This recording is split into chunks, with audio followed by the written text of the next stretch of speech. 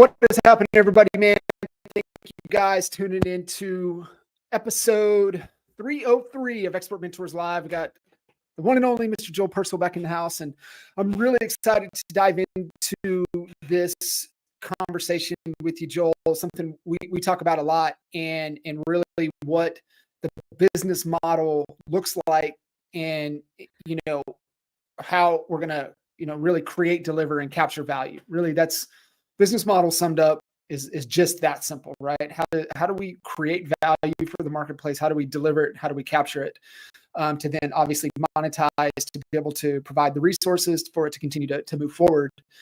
And, obviously just the emergence of technology, of fractional support. I mean, obviously all of those things, because once you have the model, the strategy, then it's the team, which we won't get into on this conversation, but something, possible continuation. Obviously, the second part that you're going to be delivering in Cleveland next week at Agent to CEO Live in Cleveland with us. And, where this conversation falls into the whole Agent to CEO framework is, once we've established clarity, which is kind of where we're at and where we want to go, and then, what's that guiding light in the filters that we're putting in place, which is vision, right? It's just, to me, vision is just filters, right? Decision-making filters, because it's either, within our belief system, in pursuit of the purpose and chasing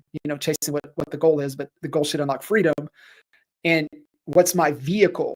That's the way I think, looking at these different models that you're going to, dive in and unpack for us today, is what is the best vehicle for me to get where I want to go? Knowing my strengths, knowing my weaknesses, knowing my likes, knowing the season of my life, I think is also another consideration to take into account as we dive in. But I'm excited to unpack this with you, and ready to jump in?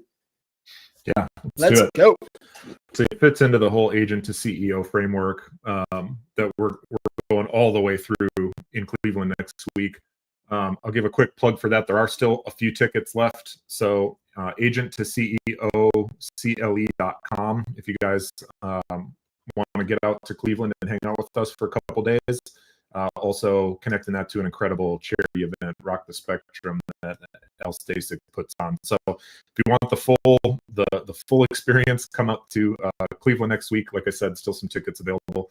But it fits into specifically the flow. Like you said, there's clarity. Where are we going? And now the business model we're going to talk about here is the vehicle, right? Are you building a fighter jet? Are you building a cargo plane? Are you building a 747, right? There's different models. There's different vehicles that can get us there. So we're going to talk about specifically what type of vehicle.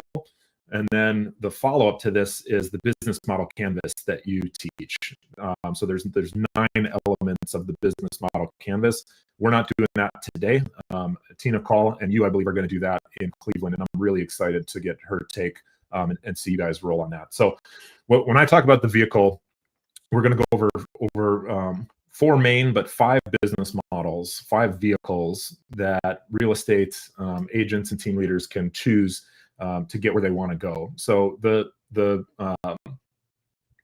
example for what we're talking about would be, okay, you could have outside of real estate here, but you could have a subscription model. Okay, you've got things like Netflix where you're paying a monthly fee to be a subscriber to it.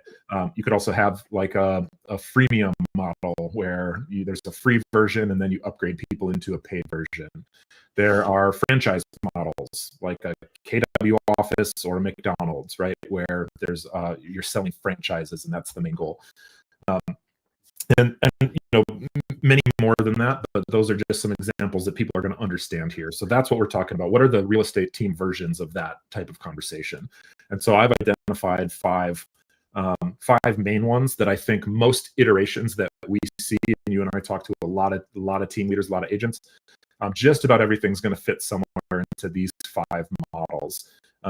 4 main ones, and then 1 additional one that I think is important enough to kind of call out on its own. So when we're talking about getting clear on where we want to go. One of the great parts about owning your own business is that you get to choose what you want to do and where you want to go. One of the hard parts about business sometimes is that you have to choose. You can't let anybody else choose for you. And so this is a piece of that, choosing what you want to build, to get you where you want to go. So you let me know, how do you want to do this? Do you want to run through the 5 real quick? Do you want to start deep diving on a couple? Yeah, I'd say let's give kind of what the 5 we've identified, and then we'll start kind of at the beginning and unpack and what that potentially could look like, and maybe a rationale, a reasoning to why that might be the best vehicle for you. I think that's really super important to understand, and that's the thing that we see over time with goals. And that's the question, right? You got to make sure your goals not only align to your values, but your goals have to align to you and what it is that you're willing to commit to. I don't think you jump in obsessed. I think it starts with the commitment, and then the obsession grows. We don't want and listen. I don't think any of these models are for people that are just interested or that want a hobby. And all the 5 that you're going to share, if you're just interested and you think real estate and real estate sales is a hobby, go get on a team that allows interested people. Yeah. That's the best advice I can give you. If you have a real estate license and you actually want to dabble, then you're only interested, you ain't committed. So go find a team that allows you to be a part of their team when you're only interested.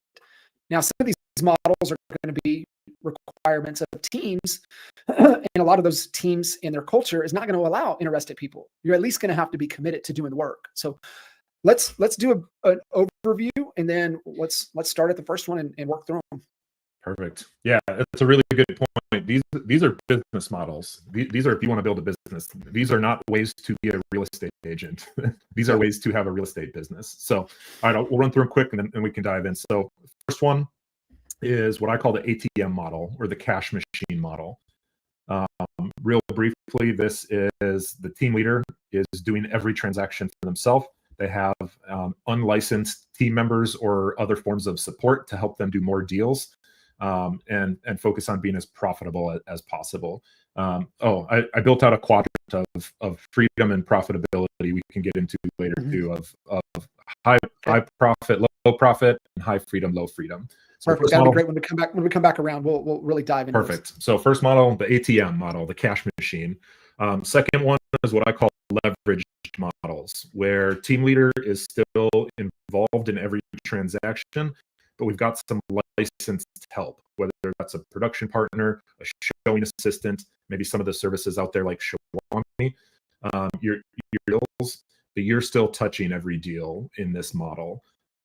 You get a little more freedom than you do in the cash machine model, but nowhere near as much freedom as some of the other ones. So second one is leveraged models. There's a few things that fit into that. Third one is the traditional team. So traditional team, meaning you've got a bunch of agents, or a few to a lot of agents on the team. You're probably offering leads. You're probably offering some kind of coaching or mentoring as a value proposition. You're taking anywhere from 20, 30 to 50, 60%, depending on the specific lead sources or splits that you have. So kind of the traditional MREA model, so to speak, and all of its little variations.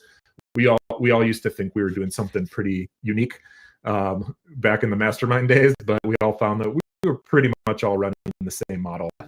Plus or minus, just a little bit. Exactly right. So that's the traditional model. There's 2 main distinctions within the traditional model, and it's in production or out of production. If you're still in production, this can be a really high profitability model. Tends to be low freedom. If you're out of production, it tends to be a low profitability but high freedom model. There are certainly exceptions to all of this, right? I'm talking about the trends that we see. There's ways to do all of these things, really badly or really well. So traditional model, and then we split between in or out of production. Fourth one is the teamerage, and this is just all about headcount. We're going to get as many agents on board as we can, and we're going to we're not going to focus on the smaller team of high producers. It's all about headcount. We're recruiting all the time. That's it. And we're going to, of course, still offer value to our agents, but to a large degree, the ones who are going to make it are going to make it, and the ones who aren't going to make it aren't going to make it. In this model, we can afford to have low producers on the team because they're not taking a lot of resources. It's not expensive to have agents on the team in this model. And then the last one, again, I almost didn't make it its own, but I'm calling it a hybrid model. And this is where you have a leads team or you have a traditional team within your teamerage. So you have a spot for all of the agents to go, and you have a spot for the people that you really want to invest in. Now, this could be actual separate, like, hey, you're designated on the leads team and you're designated, not on the leads team, or it could be a model like we're seeing happen right now. People like Kyle Wissel who say, I'm only going to really invest a lot of time, energy, and resources in the top 20%. I'm kind of calling that a hybrid, even though you could make a case that that's still either a teamerage or a traditional team. The reason I pulled it out separately is because I think it's going to be a major trend over the next 5 years here. So I wanted to kind of give it its own space. So those are the five. We've got the ATM or the cash machine, leveraged models, traditional team, teamerage, and then kind of that hybrid model. I love it. So let's go back through. Let's start with the ATM, the cash machine, and who's it for, who's it not for, and where it falls on the quadrant of profitability and freedom. Yeah, and it's really important for you understanding if this model is going to be for you or not, is understanding how do you get out of this model eventually. What's the exit strategy? So the ATM machine is very high profit and very low freedom. Again, you're still doing every transaction. You're using staff members, AI, agencies to become as leveraged as you can, to do as many deals as possible. But you're keeping all of the commission yourself. You're not paying splits to anybody.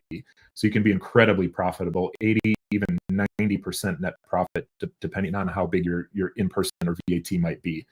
The reason I call it the cash machine is you have to generate all of this cash and then do something with it.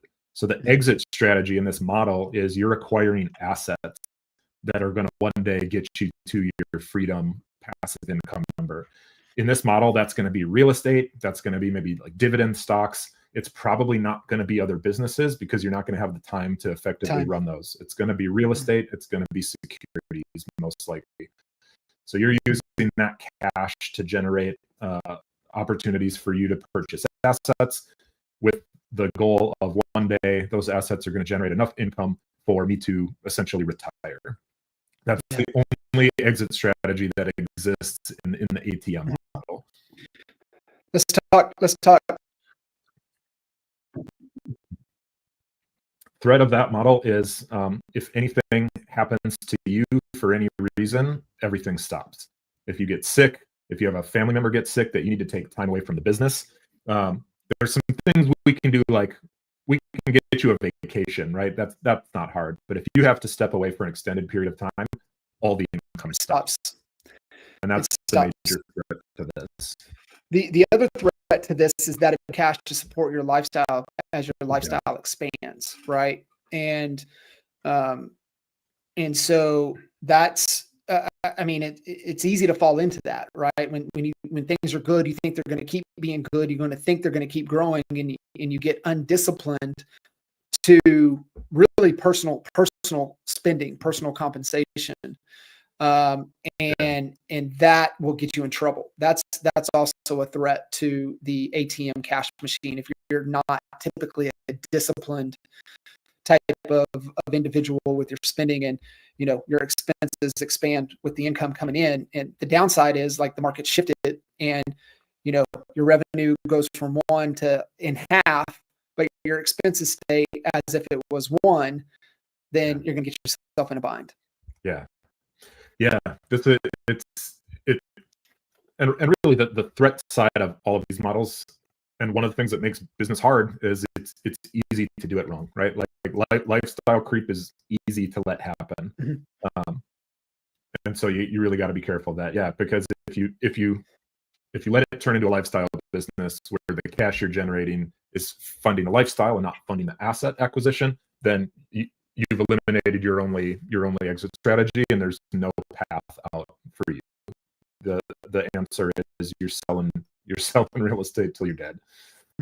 So yeah, that's For a sure. great point. That's certainly one of the threads. All right, now let's start to unpack the leveraged models, getting into what that is, and really maybe define leveraged. I think is good understanding. Make sure everybody's speaking the same language. Yeah. So when we talk about leverage, we're talking about how do we get an outsized result for our effort. That could look like investing, money to get high quality leads, so we don't have to spend as much time acquiring a client. Mostly, what that looks like for us right now is people, whether that's in-person staff or VAs. That's the normal form of leverage. So there's a ton of leverage within the ATM model, but the leveraged model takes it a step further because you're getting and the main distinction is you're getting licensee. You sign up the client, and then you kind of hand it off to the production partner. They get a small split of that, or it could be like a showing agent, or even a showing service like Shawami. So you've got licensed help on board to further leverage your time. So this is still it's still a high profit, low freedom model. One of the benefits you can get with a leveraged model is you can start to get some location freedom. You're not getting time freedom in this model, but you could get a lot of location freedom where you can have people boots on the ground in the market, running around for you. Probably not complete location freedom, but you could get at least a step in that direction. So still high profitability, lower freedom. One of the big benefits of doing a leveraged model is that you free up enough time to focus on one other thing. So whether that's a revenue share stream, whether that's using your client acquisition to generate some affiliate income, maybe it's a joint venture in mortgage or title. You've got time to do one other thing. You don't have time to start a bunch of ancillary businesses. You probably don't even have time to really start another business yourself where you're going to be running it. But you have enough leverage that you've created time for an additional revenue stream. If you do that right, that can be part of the exit strategy. So you're still using your cash in this model to generate assets, but you might also have the time to generate additional stream of revenue, potentially a passive stream that could be part of your exit strategy as well. So you've opened up, still don't have most of the opportunities open to you. This business, I love that distinction. Plus one. Yeah. In a traditional sense, this business is still not valuable. Nobody's going to buy this business from you. Just right. There's nothing to buy. Right. Exactly. Yeah. There's nothing to buy. Yeah. So I love that distinction on that exit. Traditional real estate investment, which you should exploit, right? You should take advantage of, and then you should create enough time to focus on one other. And that could be, one of the cloud-based brokerage that have revenue share model. That could be one path. It could be, and two, if you choose that path, it could unlock one of these other models that we're about to touch on. So that could unlock the next phase to the next. I particularly like if you're not wanting to focus on increasing headcount and building an organization, I do like the other businesses, because if you're high profit, low freedom, and you figured out customer acquisition, you control where that opportunity goes. And remember, customer acquisition and lifetime value, that's all you're looking for. And so what can you plug into? And I think too, Joel, that might depend upon a who, right? If you've got a good who, that's a great contractor. If you've got a great who in your market, like here in Pittsburgh, you can use a damn good plumbing company. You can use a dang good roofing company, right? You can use a good general contractor. I mean, obviously, if you're able to structure some type of title opportunity, if you're able to structure some type of mortgage opportunity, maybe it doesn't make sense to have ownership in that opportunity. So maybe it makes more sense on a trade type of thing, type of service.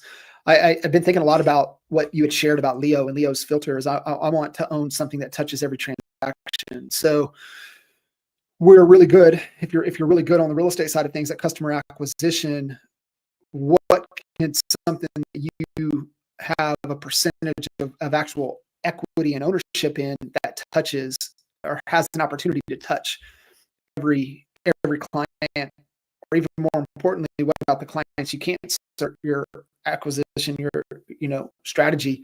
So there's some things to think about there. So I really like getting out of the cash machine as fast as you can into this leveraged model, so it frees you up a little bit to pursue an additional opportunity. Yeah, is kind of where these models cap out. So in the ATM model, you're going to cap out with your time, just the amount of deals that you can physically do. You can only get leverage to a point if you're still the one doing all the deals. Obviously, you're going to have TC help and stuff like that. But if you have to show the properties, if you have to list the houses, if you're doing the negotiation, you're going to cap out. The only way you can go from there is really, can I increase my average commission, or can I increase my average sale price? Those are really, once you're tapped out, those are kind of the only levers you have left to grow your income in that model. And then eventually, same thing in the leveraged models, you still will cap out because you're still touching just about every transaction. If you're not touching every transaction, we've probably moved into the traditional team model, and that's separate. So you're going to cap out in these. Can you get a higher sale price? Can you get a higher average commission? Those are difficult things to pull off, but certainly possible. Mm-hmm. And then with these two, I want to touch on an exit strategy that I don't think is an exit strategy, which is, people call it the golden handoff, or just going, I'm not selling my book of business. I'm turning my book of business over to somebody, and they're going to generate that business and then give me referral fees. That could be a nice supplement. I don't consider that an exit strategy because you don't control it, and there's no predictability with it. And nobody's going to do that without a deadline, 18, 24 months max. So that ain't buying you any runway. Exactly. Yep. So that could be a nice little supplement for a year or two and make some money, but that's not really an exit strategy. Anything left on leverage models? No, I think it's great. I think, if somebody does start to, pursue increased headcount as one of their, what they're going to invest their extra time in, to me, that immediately walks into the next opportunity. And I think looking at the team bridge and the hybrid, man, is also going to dictate market conditions, market size. So there's a lot of other factors that go into the decision here. And I'm going to keep coming back to also taking the season of your life, right? And the support, what you have around you. One of the things, right? I don't believe you commit and figure it out. I believe you reverse engineer what you want and what does it have to look like? What is the best model based upon my level of commitment? Because it takes the support from the internal team, the family team around you to be truly committed. That's where I see relationship failure, is because, you don't articulate the plan and get the people around you bought in to support the plan. Because if they don't know the plan, they can't support the plan. And that's where I see a lot of, relationships go sideways. And it's because they haven't taken the time to get everybody on board for you to fully commit to what it is. So I think that's kind of the move here. The other plus one, right? So model, I think it goes to market. I think it goes to market opportunities. I think it goes to who, market size, market average sales price. So there's a lot of different variables that go in. But the investment side is a real one, right? But you're talking about invest and buy assets. But there might be investment. It might be a good flip strategy for you to increase additional revenues to pour back into the other investments. I mean, if you have connections with the developer, with the builder, right? Go create product. That could be one. And you have the assets in the development. You have more of the assets in the construction. So there's some other things to be thinking about and unlocking to help you grow the business. that could also fuel bigger chunks, right? So like, for example, our average sales price being, 120, 130, we had to do those, we had to get into developments because of our market size. And we weren't willing or didn't even really think about a team bridge or a hybrid at that time. I'll touch on what we did try, but it was a culture mix, so a culture clash. That's why it didn't work. But that to me really also factors in kind of where you want to settle in to one of these models. There's not just like, hey, it's simple, check this box and this is the model for you. There's a lot of external factors. And if you want there to be, there's a progression, along all the models. And part of the reason I structured them in this order, because it's certainly possible to have a goal of a large traditional team or team bridge, and you still go all the way through those models. When you max out the ATM model, you move into a leveraged model. And when you max that out, you move into a team model. And then, when you feel like you max that out, or you want to rebalance the profit freedom equation, then you move to the team bridge. So you can certainly move through those. And that's the traditional way of building a team, was you max out what you can do as a solo agent, then you bring on staff. Then when you bring that out, you max that out, then you bring on a buyer's agent, hand them off your buyers so you can do listings. When you max that out, that's how traditional teams always started. It's relatively recent development in real estate that people set out to build teams. It used to be, okay, what's the option for continuing to grow? Okay, I have to build a team now. So that's the last 15 years probably that the idea of starting to build a team intentionally even emerged. Cool. I love it. Let's get into the traditional team. And I love the distinction in production, out of production. And there's definitely some hot takes on both of those. So traditional team in production. Yeah. So the distinction I'm making here, when does it become a traditional team, is when you've got agents doing their own deals. That's when it moves from a leveraged model into a traditional team. Leveraged model, you've got help, but you're still doing all the deals yourself. Your name's on everything. When you move into the traditional team, you've got agents doing their own deals.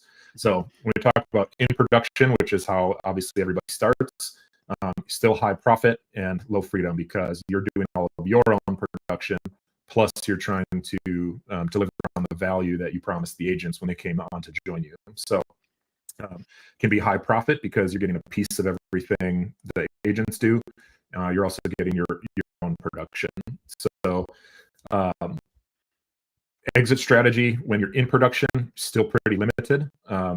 It's probably still looks like more like the ATM or the leveraged models, where you're using your commissions to acquire assets. As long as you're in production, and as long as you're a major part of production, it's going to be hard to effectively do everything else. The one caveat to that is, one of the real big benefits of doing a traditional team is when we talk about the value of client acquisition, and all the doors that opens. Now you're not only having your clients, but you're having all the clients for the team are now your clients. So maybe you were doing 50 deals a year on your own, but now your team's doing 300 deals a year. That's 300 opportunities to cap, because you've got a lot of clients. So you have the opportunity here, even if you're still in production, to get a bunch of joint ventures going. You could do mortgage, you can do title, you can do property management, you can do home warranty. We've been talking a lot about contractors now. So there's a big opportunity there to partner, where you're focused on client acquisition and whoever you're partnered with is focused on fulfillment there. So that's opens up that next level of exit strategy. You can do a bunch of things because you've got so many clients that your team is acquiring. So you still have, in the short term, you still have low freedom, but you can accelerate. You can accelerate the path to freedom because you can do your production plus joint ventures. Now, when we start to move towards your out of production, the real estate team itself, profitability tends to go way down. Your freedom goes up in terms of your time freedom, but profitability tends to go way down. If you were making $500,000 a year because of your production, you might be making 100K a year now based on what the team 150. itself can afford to pay you. Right. Almost everybody who successfully gets out of production does it is sufficient 100%. to pay for itself, plus some profit, provide you with some income. But now you're going to spend your time growing a rev share organization, acquiring or doing more flips or investment properties, or doing other businesses, whether that's JVs or businesses that you purchase or start yourself. So the exit strategy opens up again another level because you've got the time freedom to focus on building things that do have more traditional value. A title company, a mortgage company, especially what we're seeing moving into home services, those are companies that have more traditional, predictable acquisition value. So your exit strategy can be, while the real estate team is still going to power client acquisition for all these businesses, you can start to grow these other businesses that have real value in and of themselves that could either generate passive income for you as an owner, or that you could actually sell the businesses themselves, where you still struggle to sell a real estate team. The thing that I see in 100% spot on everything there, the tradition of in to out has got to be setting a profit target. I would say 25%, setting a 25% net profit before taxes. Let's set that in concrete. Let's make sure we hit it, and let's get to where we can hit that number with you still hitting your personal income requirements, and you're doing less than 25% of the overall revenue. That's what we want to pay attention to. So if you're doing $1 million and we got 250, and then you're only 250 of that revenue, we're getting there. Because what that should do is that should give us enough time to go get the other investments where we have the revenue streams to come in, because market-based wage, the thing that will suck you right back into production is if you continue to pay yourself as if you were doing 60, 50, 40, 25% of the revenue. Now, when you back out and you're not doing any revenue, your market-based wage is going to go down.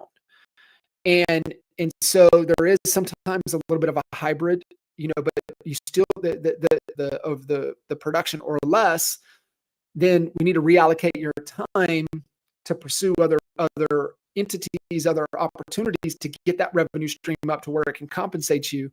And it was the thing that we had to learn the hard way. And it took a little bit of back and forth until the other revenue stream could support lifestyle to where didn't need the cash burn over here, and the real estate company could then be free of that obligation to free up to now continue to grow.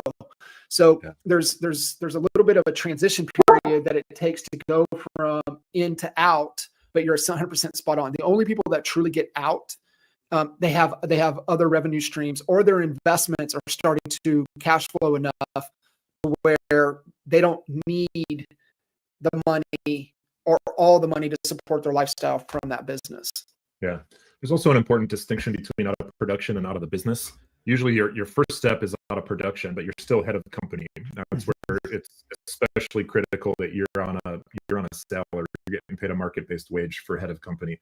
Because then once we talk about getting out of the business completely, that salary that you were paying yourself is going to go to whoever takes over head of company. And now you move all the way, you're off the org chart completely, and you're only taking in whatever profits there are from the business. So when you have the salary you're paying yourself, great, that's already earmarked for whoever's going to take over head of company eventually. But out of production and out of the business are two different things. And that's an important distinction too.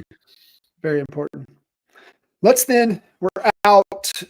Let's look at a team bridge, and really what that starts to look like. And I don't know if you go from a traditional team in out to ultimately just becoming a team bridge. I think you kind of working yourself, in that direction. I think where that manifests and where that really comes from is you're in a market to where you have a lot of agents, and you're able to, and you're really good at bringing agents in. I think that's where that model really starts to make sense. So let's kind of talk, profit freedom, pros, cons, and kind of exit strategy from a team bridge. Yeah, I think again with there's certainly exceptions to this. There in high price markets, that's kind of its own thing, right? If your average sale price is $1 million, all options are on the table for you. But for most of us, the teamerage is I think the only path to high profit, high freedom within the business itself. And the reason I say that is because there's no cap on how many agents you can bring in. And if you get the model right, even the agents who are doing 5 deals a year are profitable for you. And so all you have to do is focus on recruiting. You still have to, again, add value. There still has to be good systems in place. There has to be a level of support. There has to be a level of training, but that can be either in the form of systems or recorded stuff, or it can be in the one-to-many. Where there's team trainings. You're doing an hour a week. You're not doing one-on-one mentorship anymore. But you can scale this up to hundreds of agents if you need to. And so if we say our average agent still only does industry average 6 to 8 deals a year, well, gosh, with 100 agents, we're doing 6, 7, 800 deals a year. We can be incredibly profitable. You're going to relatively early on in this model move into a head of company role and be out of production. And you need to be relatively early on because you're also going to have staff and support to make this whole machine run. And you're going to need to be managing that in the beginning. You're going to need to be helping that grow. You're going to be really involved in hiring decisions and in recruiting early on. But this is the one that has the potential to have the high profit, high freedom, because you're creating something that's a little bit more like a lot of traditional businesses. You've got high volume and you can still have decent margins. Your net profit percentages aren't going to be anywhere near as they would be with the ATM model or the leverage model. But the actual dollar amount you can end up with at 25% or 20% net profit is unlimited. So you're not going to scale your profit percentage, but you can scale your actual income based on scaling revenue and keeping the same profit percentage. Here's a couple distinctions I was thinking about as you were talking through that. The in and out of production back on the traditional. The only reason the game can change for you there is leadership, right? That's the main skill that you have to develop is leadership capabilities at that point. And during that, you're juggling 2 customers. You're juggling buyers and sellers, and you're juggling agents start to become your other customer. In the team bridge sellers, your customer is the agent. So your whole business model is catering to the agent, whereas the ATM, the leveraged, the traditional in could still be buyers and sellers, but getting out, now you're taking on 2 customer bases. That's where it gets a little dicey, and that a lot of people struggle to go beyond on that point because they're still thinking they only have 1 customer. You got 2 customers, so you got 2 value propositions. You've 9 block of the business canvas for 2, right? For 2 different types. And then the team bridge, to me, you have to understand, if you build the team bridge, your client is not buyers and sellers. It's not investors. It's not builders. Your client is the agent. And if you can unlock that model fast, if you walk into it with that mindset. Yeah. And the big threat, talking about threats, the threat in the team bridge, from my point of view, is the success of that model, like you said, is not only dependent on your leadership skills, but also your ability to develop additional leaders within the organization. Because one of the potential downsides in that model is if you've got a lot of, let's say you have 100 agents in this model, you're going to have 20 who are really crushing it and are pretty self-sufficient. You'll have another, 30, 40%, 50, right, who are they're doing fine, and hopefully they're mostly self-sufficient, but you're going to have a bunch of vampires if you let that happen.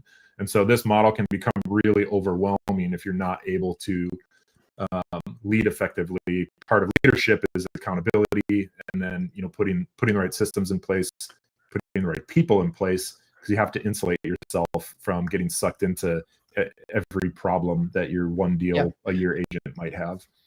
your top 20%, they're going to do 2 to 3 deals a month on average, collectively, all 20 of them together. Your middle is going to do 1 to 2 a month on average, and then your bottom's going to do 0.1 to 0.25 a month on average. And you just have to, no matter what, like, and that's why, I love Kyle, as when I pour into them, then they will pour into the next, that middle tier. And then the bottom people are either going to do what they can to get into the middle, or they're going to go find another place. And that's fine. That's okay. That's just part of that. And so I think understanding that team bridge is key. And you either have a really good business partner or you cannot be in production. And so maybe you got a good business partner that's an operator, to where you can still get into the trenches and sling some real estate with folks. That's the only way to uptick the profitability of it. But to me, the team bridge model, your customer is the agent, and you're utilizing, the agent's production to unlock other opportunities. To me, this is where you go unlock other business. Yeah, ventures. definitely. And this is the only one. This is also the only one that has a path to kind of a traditional business acquisition. It's dependent on a few things. It's dependent on either scale. This is a large business at this point that somebody's going to be interested in acquiring. Another path to it is really, really strong brand presence, where somebody might be interested in this brand that doesn't depend on you anymore. So you're not going to get incredible multiples of net profit or EBITDA still in this model, but there is a path to traditional acquisition within the team bridge model, where your business is big enough and your brand is strong enough. Maybe you've got some real IP and some real kind of proprietary systems in your business that you've developed over the years. That there's a path to that. It's really the only one that we see that there's a real path to, because it's the only one that is an easy path to it not being dependent on you anymore. So where does this fall on the profit and freedom for you? Yeah, so this one, again, I believe this is the only one that has the potential to be high freedom, high profit, because you can start to capitalize on economies of scale as you grow. And you have to nail the model. You have to take enough and split to make sure that even your low producers can be profitable. But you still have to offer enough value that a decent producer, there'd still be value for them to stick around, within that model. Mm-hmm. So you have to get that right, and that can be tricky. But I think it's the only one that there's a real path to high freedom, high profitability within the business, without you having to go outside of the business to create other opportunities.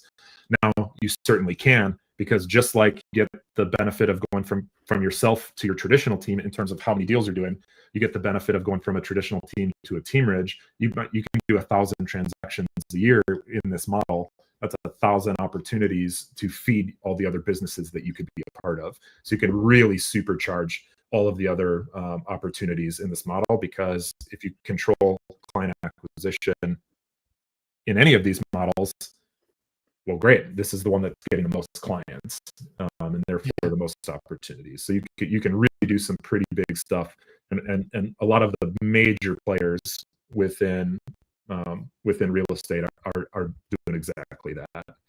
Yeah. Let's move into the hybrid. And I think this is where you get into certain market sizes to where you kind of get capped out at the T-bridge. You can't make that next jump. Obviously, strategy that we've seen, saw with Zahn and Scott Benson and Ryan Campbell in Canada. And then obviously with Whistle Beer is rolling teams in together, right?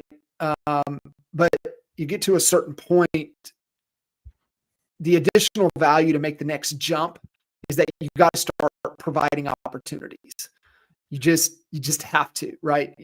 Market, you can only get to a certain size by, support and training and branding and things like that. You're really going to have to get in and help create opportunities for agents to be more productive. To me, that's where kind of the hybrid starts to kick in. You have, like you said, the leads team, which also can increase gross margin.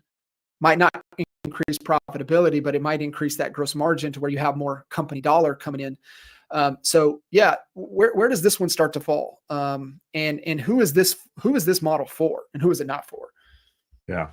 So we started to see this happen even back in the mastermind days, when people said, all right, what do I do with my top producers who have kind of outgrown the team? They're not willing to pay 50% anymore, but I don't want them to go to another brokerage. And so even before joining EXP, Kyle Whistle, another, using him as an example, he started doing this just within Whistle Realty when he was independent, was if you can go off the team and you can just go into the brokerage. So he was running a hybrid model as a way to retain top producers and still get the value, not only the financial value of their production, but just the brand value, and the recruiting value, the reputational value of keeping these top producers around. Then when you move into models like EXP, it's even more valuable to do this because they can go into your rev share group potentially. So we started to see that happen. And like I said, the reason I pulled out the hybrid models, because I think it's going to be a major trend, because it's a way to really profitably have a place for everybody. And that's always been a challenge. Top producers, they either want freedom and economic opportunity, or they want proximity. And so you've got a place for everybody in this model. If you want to stay on the team, the leads team, kind of within the team ridge or within the larger organization, you're going to get some benefits from that. You're going to get additional support. You're going to get additional proximity. Or in a less formal version like Kyle's, where he's just investing in that top 20%, the value of getting face to face with Kyle and Dan in that model is incredible, and it's a huge motivator for people to get into that group, into that top 20%. But it's also a huge retention tool. The people who are in a small mastermind with Kyle and Dan on a regular basis, they're not going anywhere. And if they do, it's going to be to go back out to the big team and build their own team within it, right? So you're going to be maintaining that value. And then you're still going to have that proximity because you're going to be a big player within the organization.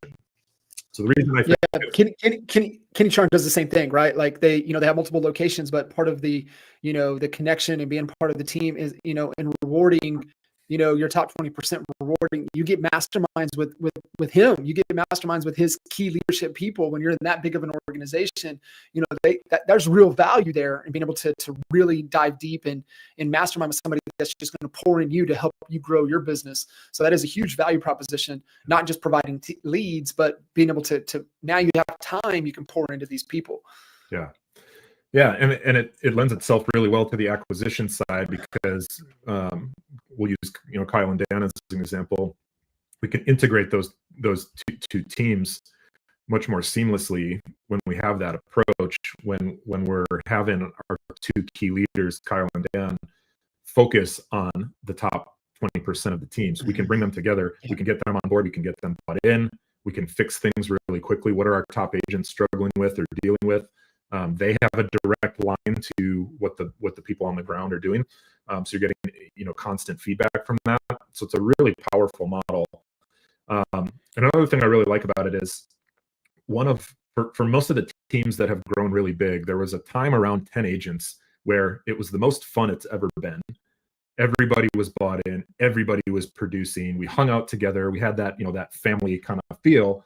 And you can't scale that. You can't hang out one-on-one with 50 agents. You can't even really do it with 20 agents. So it's a way to bring some of the most kind of like fun and exciting parts of a really small team into a really big team. And I think that's something that I love about it. How do we get that feeling back of when we were all in this together? Everybody was on the same page. Everybody was crushing it. And we were just having the time of our life in real estate. Like again, when we had our brokerage, it was like 7 agents is when that happened. And when we hit 30 agents, it's like, well, that's pretty much gone. We still have a great culture. We still have an incredible business, but that part was kind of gone. So it's a way to bring some of that back to a larger organization in a really cool way. And so many other benefits too, right? Clear paths to success for your agents who aren't in that group yet. Like you said, your top 20%, your leaders are going to rise up within that environment. They're going to start mentoring and pouring into that middle group of agents who want to grow, but aren't quite there yet. So I think that there's a huge move to that. again, acquisition. There's so many benefits to running some version of that hybrid model. So even though I don't know if from a purely business model standpoint, it's really its own thing, I wanted to pull it. There is a distinction in there. There is a massive distinction. And I think too, the other important thing is when you're trying to merge into together, right, to kind of create this hybrid, the thing that won't allow it to come together is culture. We learned this the hard way when, we were evaluating, taking over the whole franchise, the whole brokerage, because we had our own team, our own building. We were separate from just the traditional brokerage, right? That's not even something to even think about anymore. It didn't even probably make the top 10. It's like on the brokerage. And try to merge those two cultures together, it didn't work. It didn't work. And so I think, if you do consolidate, culture is everything, core value alignment, believing in a shared common vision of what we're trying to accomplish. But, I think in this hybrid piece, like you said, you could have the traditional team operating within, like you said, the EXP ecosystem, and they're either on the team or they're just in the organization, and you're still providing value to those in the organization. Could be training, support, could be very limited, but you want to get on the team. This is the standard. It's a step up, right? And maybe you still want to run the Navy SEAL type of team structure, but you got to build the Navy to build the Navy SEALs. And so I think that's where the hybrid, these big, massive teams, they're only going to keep getting bigger. I mean, before the merger, Kyle was at 120 something agents. Their objective is to bring in, 10 agents every 30 days. They know they're going to net only 4 of those 10 after 12 months. So, I mean, you can just run the churn and math to where, headcount's going to be. But when you start rolling in these other mid-size, small to mid-size teams, that allows you to grow much faster. But the key component in there to me is it lives and dies on culture at that point. The team bridge lives and dies on culture at that point. So to me, those last two become the agent is your client, and culture is the thing that you think about all day, every day. Yeah. If you want to build those two models. Yeah. Yeah. I love it. I think about this a lot. Not enough people talk about it. A couple months ago, when you had Kyle on one of your podcasts, you just said that, if you don't like people, don't start a team. Yep. And so that's such a key. So I kind of want to bring us home here for a minute and tie it back to vision. So we laid out all of these business models, these different vehicles that you could, build to get you where you want to go.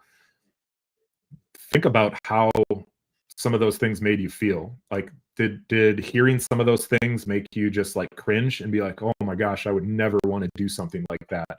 Great. That's a huge data point for you and getting clear on your vision. Did you hear somewhere like, ooh, I think I could do that at a really high level, and that sounds fun to me. I think I would enjoy my days in that type of business model. I think I would enjoy, the people that I get to be around in that model specifically, or the people I don't have to be around in another model. And it's the reason I like to start out with this frame and then do lay the canvas on the frame, is because you get a lot of clarity for your vision on doing it this way. So we titled this episode the 2030 Real Estate Team. Part 2 of this session is really when we get into kind of seeing what I think the future is going to hold, how, especially with AI, some of the other trends I see coming in VAs, fractional leadership, freelancing, and agencies. So, we do the frame, we apply the business model canvas to the frame, and then when we start to actually paint on that canvas is when we're really talking about what is the team going to look like. And that's where how AI, VAs, fractional affect what these models look like in the future really starts to gain some clarity. So we're doing the full run through in Cleveland next week. You and I can hit some of it in a recap that we'll do, but layering on the next kind of components after the frame here is really where we see what's going to change in the future. Awesome, brother. I'm excited for next week. I'm excited to kind of continue to unpack this. I mean, I love the five. To me, these are the only five. If you don't like one of these, then you need to just go be on a team. That's really the default, right? You're like, hey, I'm not ready to step out there and run an ATM. I'm not ready to step off leveraged, and I just need to go get on a team. That's a different type of leverage, right? You're trading, whatever percent of your commission for them to do all of the stuff, and you just get to focus on this lane. You don't have to think about everything else. And for some, that's the best move. That is really the best move for a lot of people. I would say for probably 90% of the agent population, that should be your move. That really should be the only move that you have. And you can have an incredible life, and you can unlock opportunities with your cash flow to go make investments yourself. So it could still be probably a leveraged model for you. You're just not responsible for licensed help. That the team lead is supporting that. Yeah. The ATM is really just it's kind of like the logical conclusion of just being an agent. Mm-hmm. So you being an agent is an ATM model. It just takes a lot longer to get where you need to go. Yeah. I mean, you're not getting as much of the dollar as you would out on your own. And hey, listen, like you said, it's progressions, and that's really the whole agent to CEO concept, and the evolution for yourself and your career. So, brother, I appreciate you. Fantastic. Those of you guys listening in, get plugged in. I mean, obviously, if you're not able to make it to Cleveland with us, we will do a recap. But if this interests you and you want to continue the conversation, DM Joel or myself, and we'll connect with you guys and look forward to hearing from you. Brother, appreciate you. Fantastic as always. Thanks. Awesome. See you. You guys.